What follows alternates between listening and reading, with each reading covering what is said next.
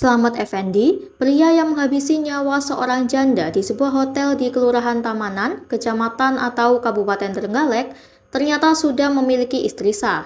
Hal ini terungkap saat ia dihadirkan dalam konferensi pers di Polres Trenggalek pada Kamis 10 April 2025. Dalam konferensi pers tersebut disampaikan, Slamet menghabisi YN karena rasa cemburu lantaran korban masih berkomunikasi dengan mantan suaminya serta mulai sulit dihubungi dan diajak bertemu. Kasat Reskrim Polres Trenggalek, AKP Eko Widiantoro mengungkapkan, antara tersangka dan korban sudah menjalin asmara selama 2 tahun. Status YN sudah janda, sedangkan Slamet masih memiliki istri, namun sedang dalam proses perceraian.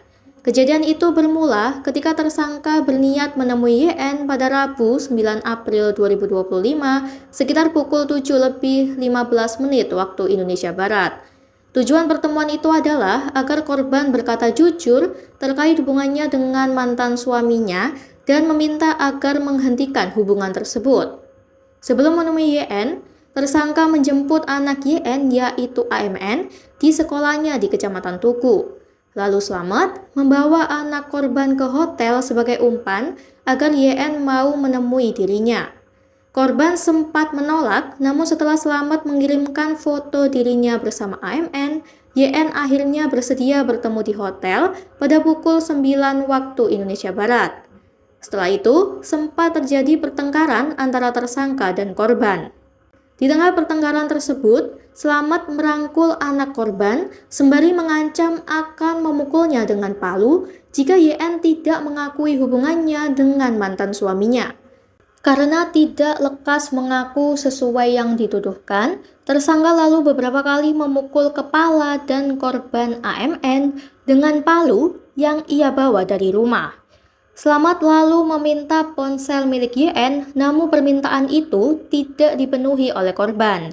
Hal tersebut membuat tersangka marah hingga kemudian memukuli kepala dan bagian tubuh YN dengan palu berulang kali hingga meninggal dunia.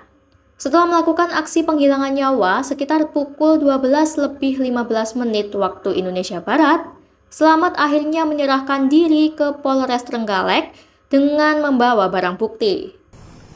Untuk pelaku, sebagai informasi, proses cerai tapi masih berproses. Kalau korban sudah janda. Terhadap pelaku, kita sangkakan melanggar pasal 340 KUHP atau 351 ayat 3 KUHP dengan ancaman pidana mati, penjara seumur hidup dan penjara paling lama 20 tahun, dan pasal 76C junto pasal 80 ayat 2 Undang-Undang RI nomor 31 tahun 2011 tentang perubahan atas Undang-Undang nomor 23 tahun 2002 tentang perlindungan anak dengan pidana penjara, ancaman pidana penjara 5 tahun. Jadi kita pasangkan pasal berlapis terhadap pelaku. Download Tribun X sekarang, menghadirkan lokal menjadi Indonesia.